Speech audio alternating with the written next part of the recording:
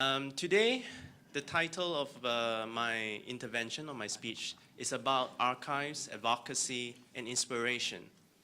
In order for us to get this inspiration, first, I would like us to travel a little bit further away from Southeast Asia into Timbuktu. So let's move a little bit out of this regional zone to this place where most of us has never been to. It's a place which invokes a lot of stories and fairy tales, but it's a real place with real people and real archives. The historic city of Timbuktu was founded almost 900 years ago in present-day Mali, as we can see from the map there, at the edge of the Sahara Desert and bordering the Niger River.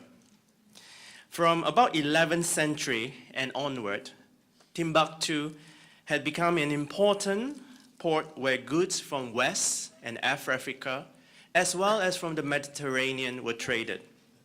Salt, gold, as well as books were some of the main commodities being traded in Timbuktu for hundreds of years.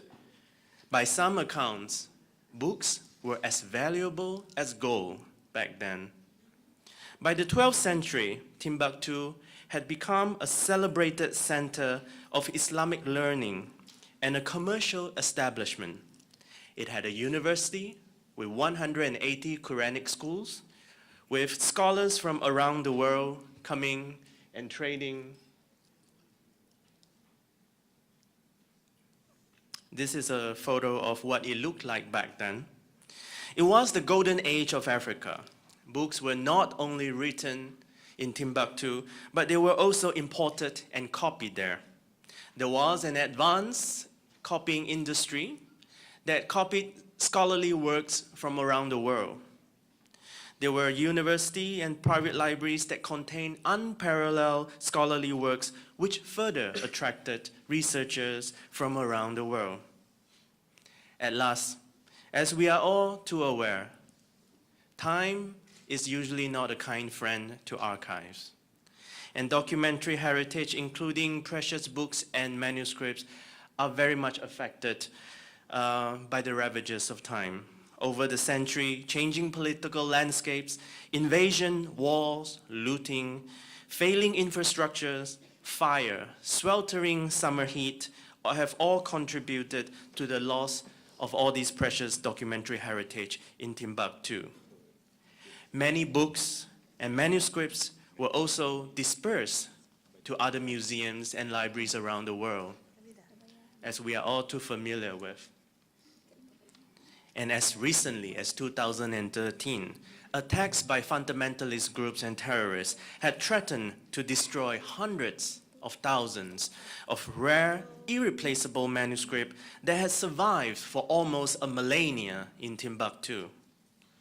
In the midst of the terrorist insurgency in Timbuktu, an NGO called the Savama DCI secretly transported tens of thousands of these precious, fragile manuscripts from its own main library into the private homes of many people in order to save them from looting and destruction.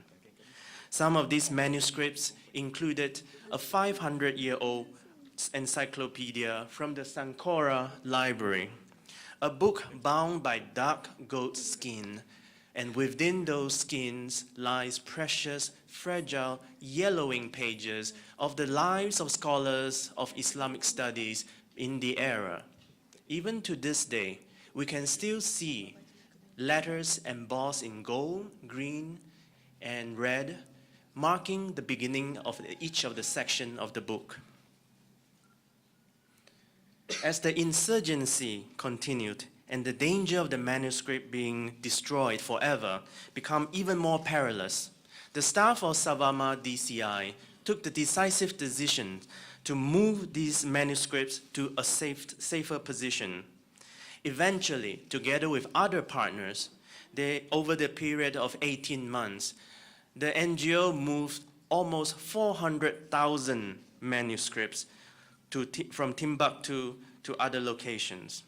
These precious documents sometimes travel in metal boxes, sometimes transported on small boat over the Niger River, which we can see from the map just now, that bordered on just the north of Timbuktu.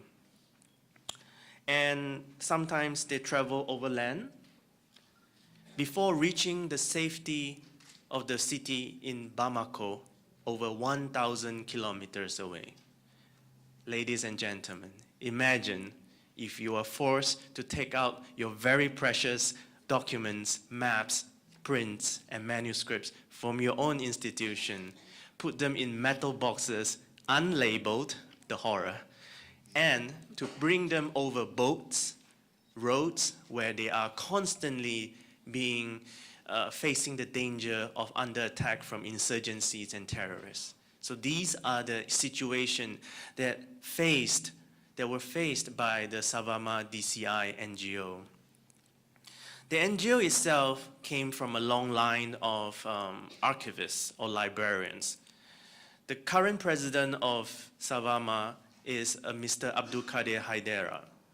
Mr. Haidera himself is from the family that had been managing the private libraries of their family's documents since the 1600s. So they do come from a long lineage in that sense.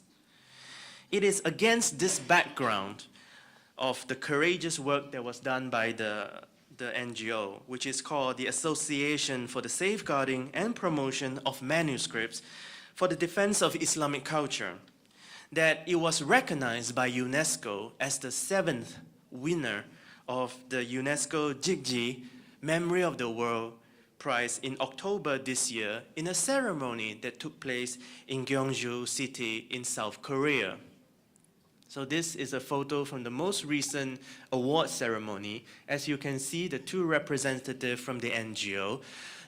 On the far left is the representative or the Assistant Director General of Communications and Information of UNESCO, Mr. Moise Shashok, as well as the mayor of the city of Gyeongju. So they were all there honoring the NGO for their courageous work. The decision to give them the award this year was a tough one because we received over 30 applications of very valuable and worthy contenders from Asia Pacific, from Latin America, from the Arab states, and from Europe. So all of this, after a close consideration by the International Advisory Committee, the decision was made, and the Director General of UNESCO, Ms. Audrey Azoulay, finally officially announced the award going to Savama DCI. And the jury based their decision on three main criteria: the impact of the NGO's work on the preservation and accessibility of documentary heritage, the unusual hardship it had to endure in its work as the result of the terrorist insurgency in Mali, the uniqueness and the expertise that it has demonstrated in mobilizing private owners in Timbuktu towards preservation and accessibility. And we have to remember the 400,000 manuscripts that they moved were not their own. Their own manuscripts probably consisted of about 50,000 out of that amount. So in addition to moving those manuscripts to safety, they also have to work together with different partners in order to save the large majority of them. And if you remember from the photos a couple of slides back, there was some burning. Unfortunately, not all the documents were saved. It is a common tactic by terrorist insurgency. Towards the end of their insurgencies, they would burn everything. And unfortunately as well, more than 4,000 rare documents were burned as the insurgency entered its final stages in Timbuktu. In addition to that, the NGO's achievement also included the reconstruction and rehabilitation of 30 private family libraries. The one on the right include one of those buildings. The conservation of thousands of manuscripts in Mali itself, raising awareness. training in the techniques of conservations and promotions of manuscripts, and also the research into the content of the manuscripts. Many of us are familiar with those challenges and those work.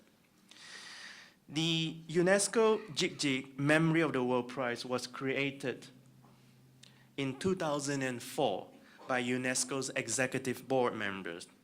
The purpose of the prize is to commemorate the inscription of the Bujo Jigji Shimje Yojo, which is the oldest existing movable type metal print in the world. It is 78 years older than the famous Gutenberg press. And the Memory of the World Register also rewards, the Memory of the World Prize also rewards efforts to the contributions of the preservation and accessibility of documentary heritage as a common heritage to all of humanity. The prize consists of a biennial award of $30,000 to individuals or institutions that have made significant contribution into this area.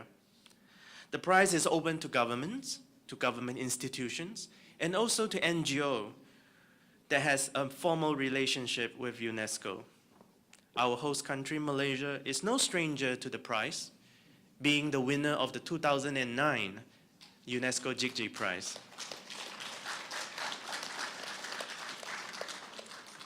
To this day, Malaysia remains the only Southeast Asian country that has won the prize, and we look forward to further nominations and other winners from this region that has more than its share of interesting, valuable work that is being done, and we are all witness to that, all of us here today. So very much so looking forward in two years' time for a winner from Southeast Asia and a member of Sabika, naturally. The Jigji Prize is part of UNESCO's larger program called the Memory of the World. It is UNESCO's flagship program created in 1992 with these purposes, these objectives, to preserve the world's documentary heritage of humanity, to promote universal access to documentary heritage. So to preserve is one side of it, to provide access is an equally important component of it, and to raise global awareness of the significance of documentary heritage.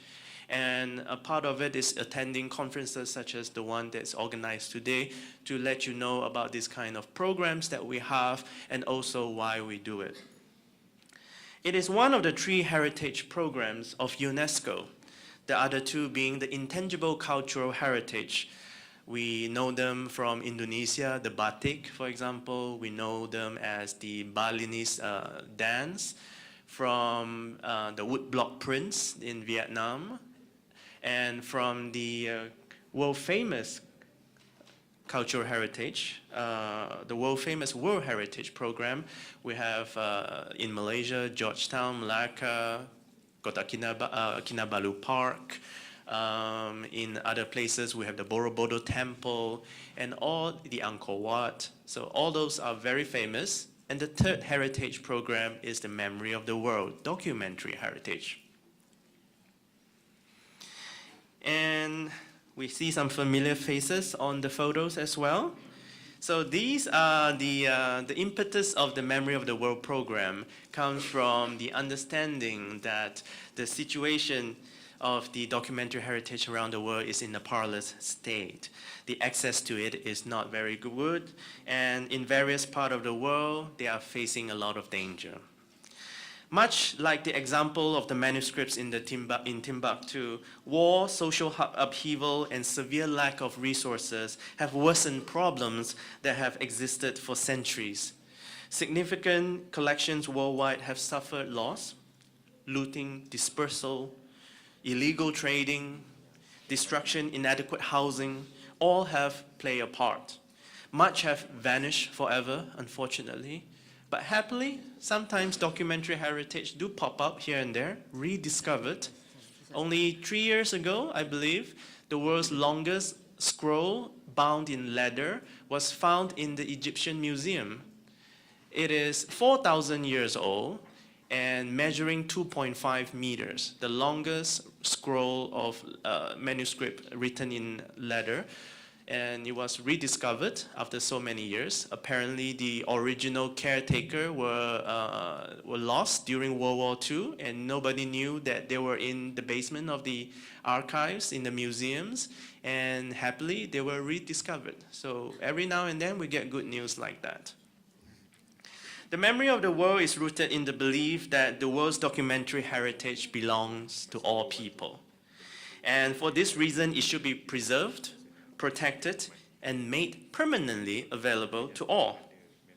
Through the Memory of the World program, UNESCO supports capacity building and information exchanges between countries, in the countries itself as well, which includes a recent technical visit by 3 experts from the National Archives of Malaysia to 2 centers in Timor-Leste, the National Archives of Timor-Leste and the Shega Center, and you can see here the photos of their visit.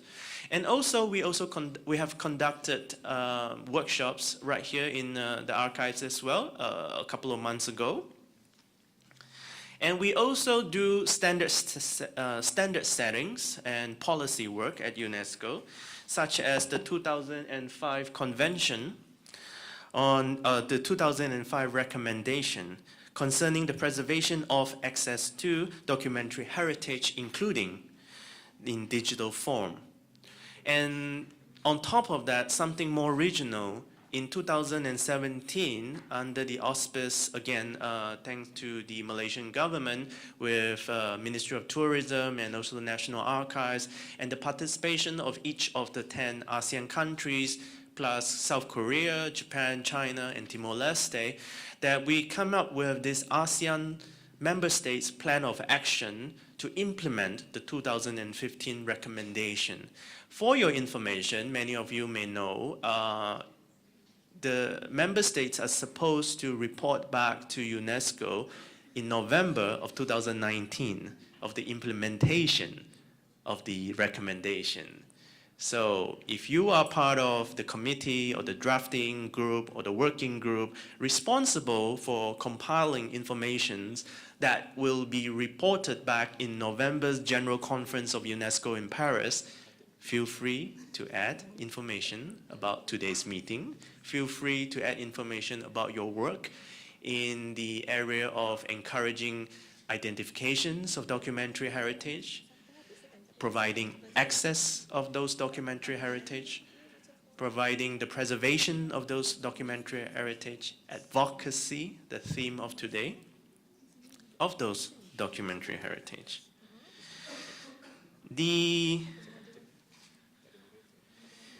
Our program also includes the Memory of the World Register.